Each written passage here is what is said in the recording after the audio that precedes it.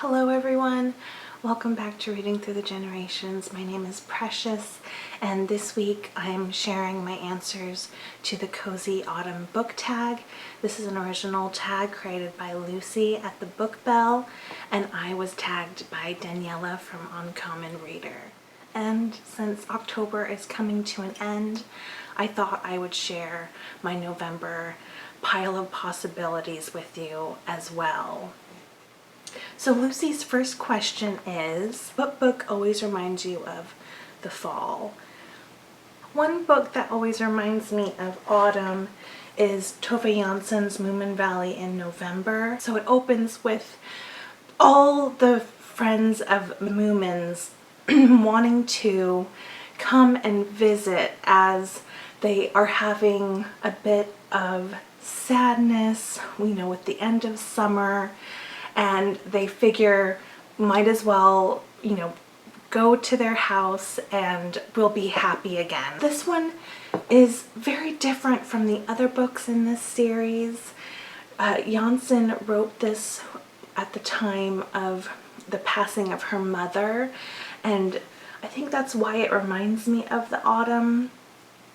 I know with the changing season, I definitely have a tendency of reminiscing, and I do have a bit of grief when the garden and trees are coming to their new transition, and the themes that Jansson writes about in this is very much about grief and death, and this is definitely a character study.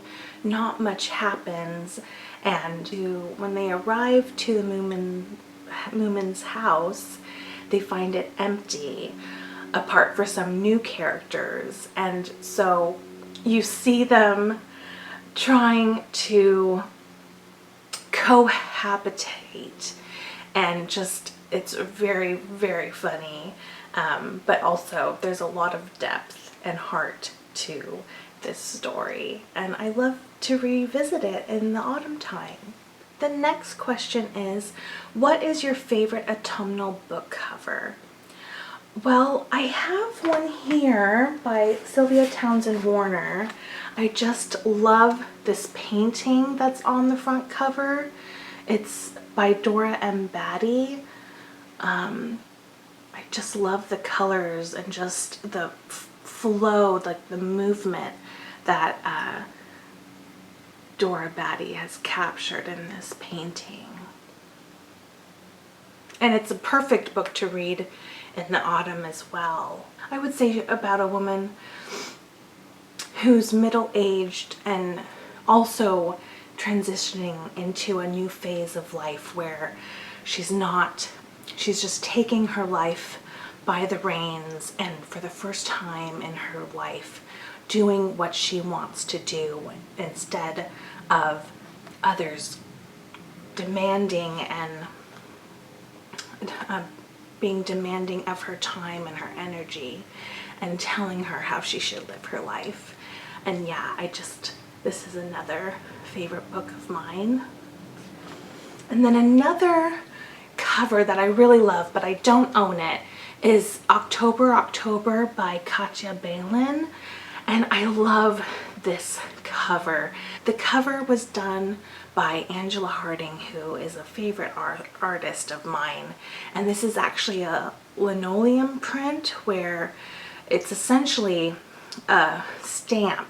She's carved this image into a linoleum block and has inked it onto paper, and I just love this illustration. It's just stunning. I love the woodland scene and the colors and the owl that October rescues in the book. It's just gorgeous. Another book cover I adore is When I Sing Mountains Dance by Irene Sola. And the cover was done by Carlos Esparza. This is one of my favorite books. It's perfect to read during the autumn. It's very much a character study of all the villagers that live within this mountain village, and there's a bit of supernatural elements in it, and lots of beautiful prose, just beautiful prose, and they feel feels like a short story collection, but all the chapters are interconnected, and it's just, oh, it's such a beautiful story. The next question is, what is your favorite autumnal drink to read with?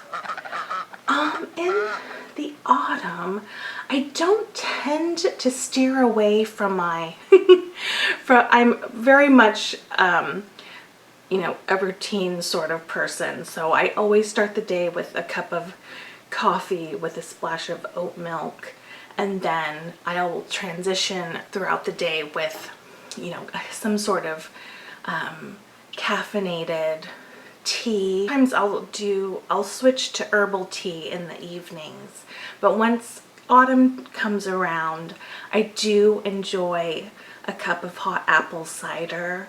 I won't drink it too often just because of how sweet it is, but it is nice to curl up with a book with a hot cup of that. Another treat I enjoy, once the stores start, stocking up on the eggnog, I do love an eggnog latte. Those are just, oh my gosh, so decadent. The next question is, do you prefer to read late at night or early in the morning? Well, if it's on the weekend, I do a bit of both. I do get up early. I do enjoy, especially when the sun isn't out and it takes me a bit to find an excuse to get out of bed, I will pick up a book. But the majority of my reading is done at nighttime. It's just part of my pre-sleep routine. I can't fall asleep without reading something or listening to something. The next question is, Halloween is coming. What is your favorite spooky read? I guess it would have to be everything, the majority of Nikolai Gogol's work. I have this little compilation of his, A Place Bewitched and other stories. I adore Gogol's writing. It's pure nostalgia. When I was a freshman at university, I took Russian literature and a Russian language course, and one of the first stories that were assigned to us was The Overcoat and The Nose, which is a short story of his. And I adore his imagination, his way of poking fun of, the absurdities of life and of human nature and society. His stories are always a bit surreal. There's a lot of magical realism and shady characters, I absolutely, I revisit a lot of his short stories in the autumn, such as The V and The Night Before Christmas. The next question is, what is the ultimate comfort read for you? Well, I have a couple authors that I turn to when I am in dire need of some comfort, and those include Marjorie Sharp, Rumer Godden, and Erin and Trotta Kelly. I just love all their books. Oh, and a new one is Catherine Rundell.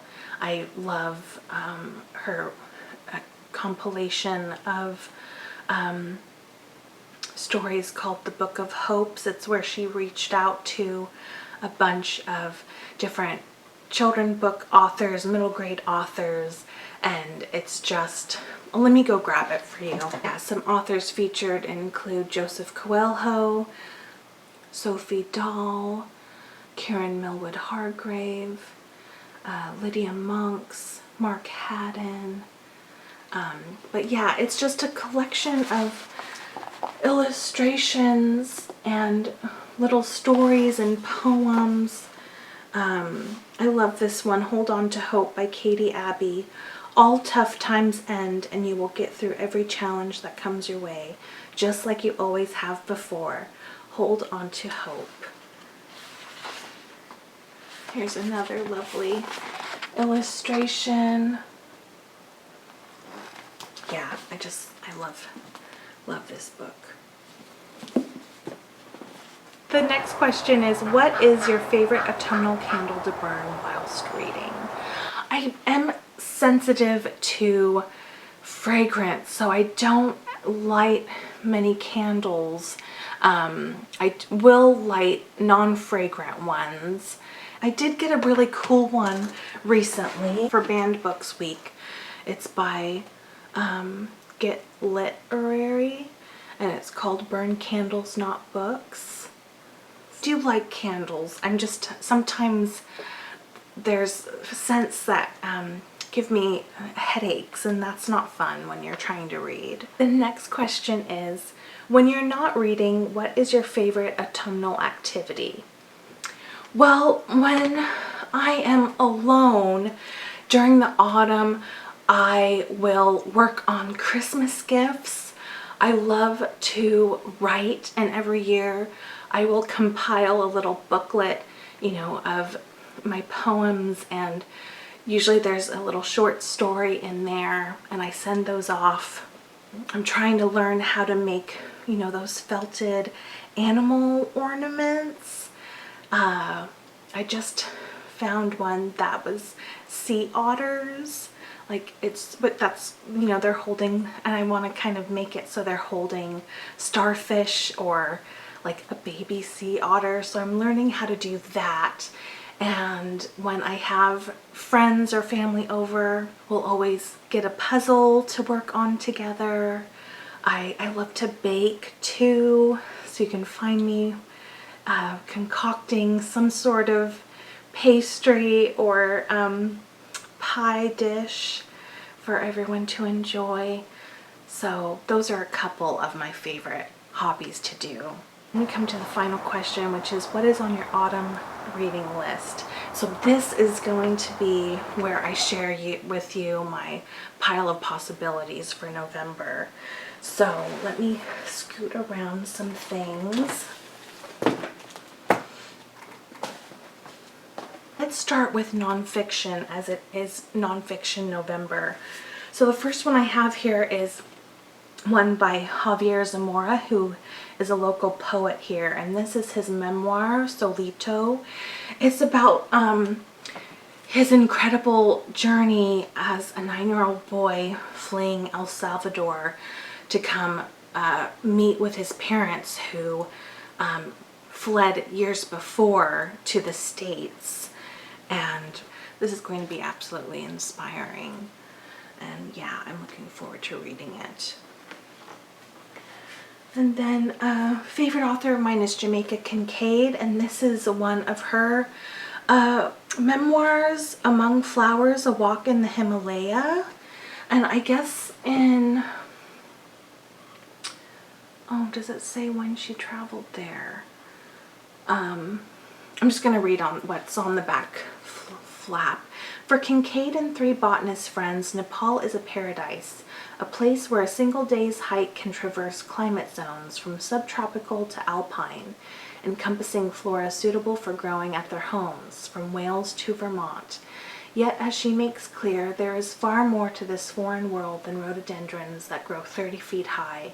Danger, too, is a constant companion.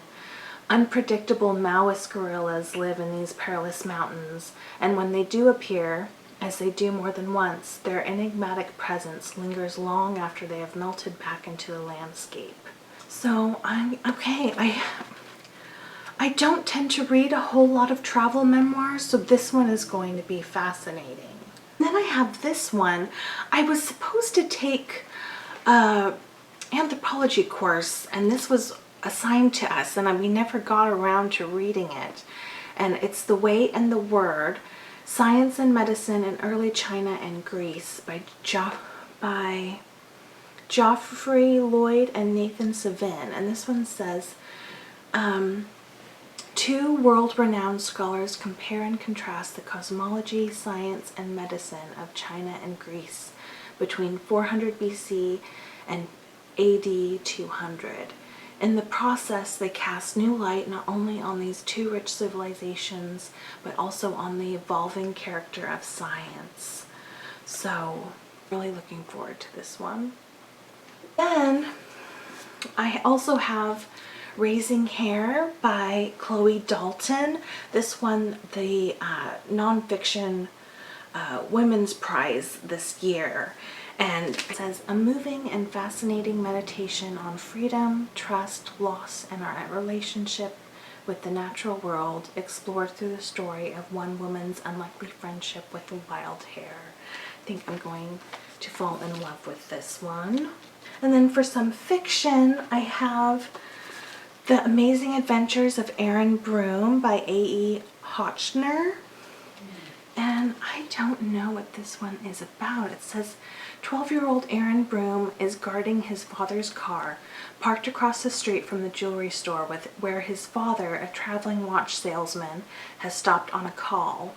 Suddenly, Aaron hears shots fired, sees the store's front window shattered, and watches the gunman escape. Okay, it's nothing like what I thought it was going to be about. So, all right, I don't want to be spoiled. I think this is going to be, wow, very dramatic. I have Sankofa, which I've been meaning to get to for, 3 years now, by Chibundo Anuzo. And this one says, after years of being a daughter, a wife, and a mother, Anna finally has the time to wonder who she really is. But the only person who can tell her, her mother, the only parent who raised her, is dead. Through her mother's belongings one day, Anna uncovers a few clues about her father, whom she never knew. Student diaries chronicle his involvement in radical politics in 1970s London, involvement that eventually led him to return to Africa, where he became the president, some say dictator, of a small nation in West Africa, and he is still alive. Oh, this sounds so good. I might start off November with this one. And then I have some library books that I just picked up. So I have Rolling the R's by R. Zamora Linmark. I believe this one is set in Honolulu, and you meet a whole group of,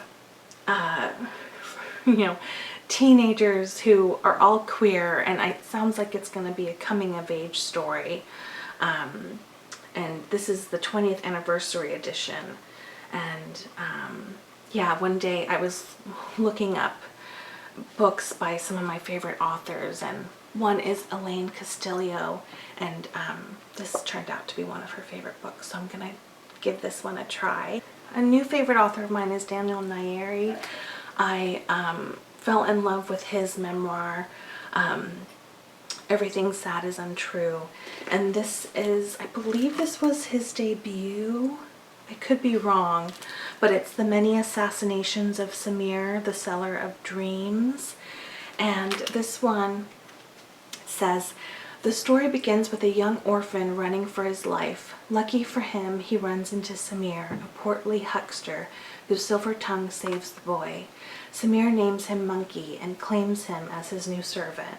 But Monkey, a strict and devout soul, is horrified to discover that his new master is a liar whose dealings have angered every village he's ever passed through. So looking forward to this. And then an author that I've been wanting to read is Carlos Ruiz Zafón, and this is Marina. I already started it and I'm really enjoying it. It sounds like it's it's like a gothic mystery. It feels a bit like Daphne du Maurier.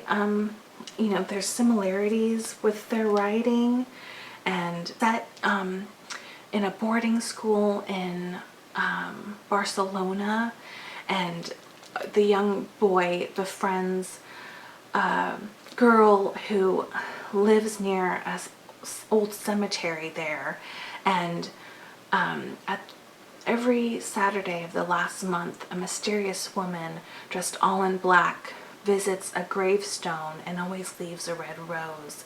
And I think it's about them finding out her backstory. And yeah, it's very, very good. This is my pile of possibilities for November. Do let me know what you plan on reading, and do let me know what any of your answers to these tag questions are. I would love to hear from you. And if you are interested in doing this book tag yourself, consider yourself tagged. Thanks so much for joining me today, and I'll see you real soon. Take good care. Bye-bye.